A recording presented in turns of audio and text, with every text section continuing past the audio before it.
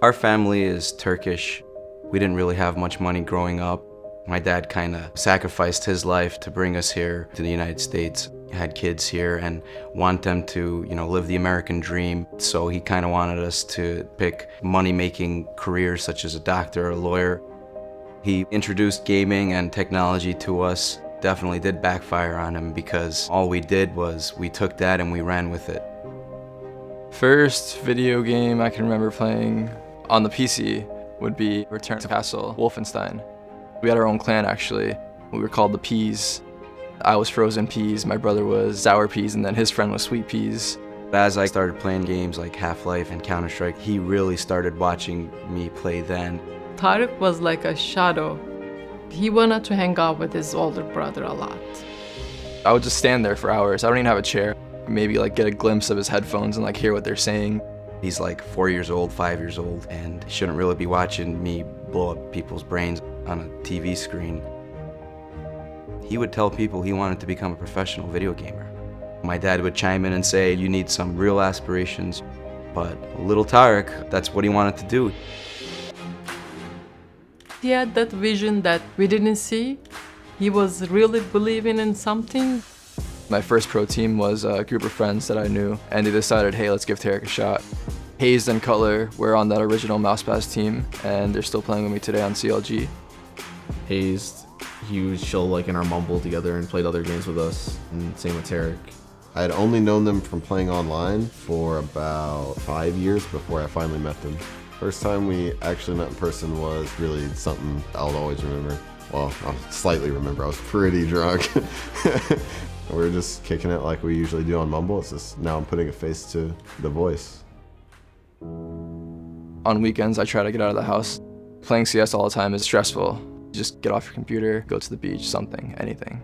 The gaming was big issue here, really big issue. His father broke his computer so many times. Dad took his desktop and slammed it onto the floor. It just broke into pieces. I just get home, my computer's just not there. How does that happen? This isn't a joke. I'm in a league, I got tournaments to play.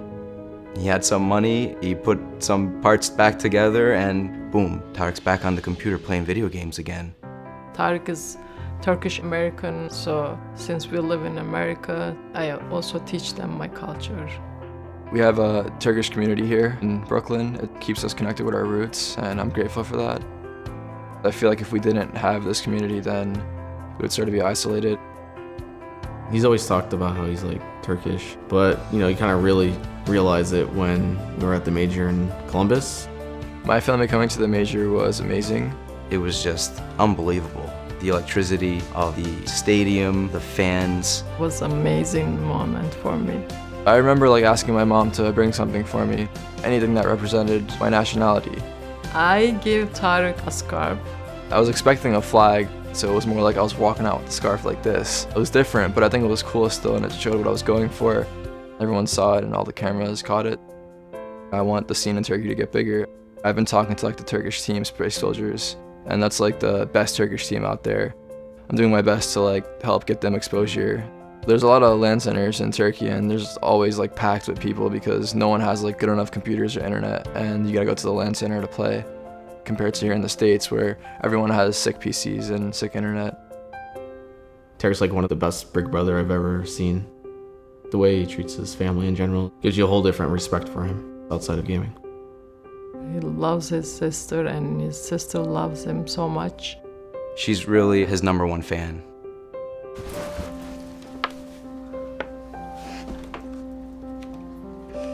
This one's me, and that's my brother. I wrote a little message over here.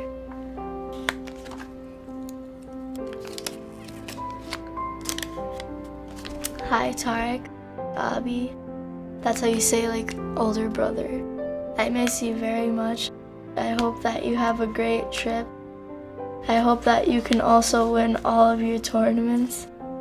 And don't forget to buy me a gift.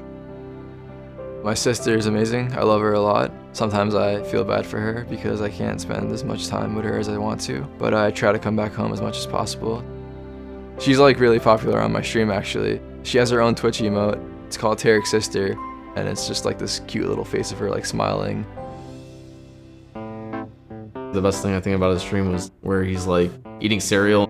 He looks up, headshots 4 people, still eats the cereal.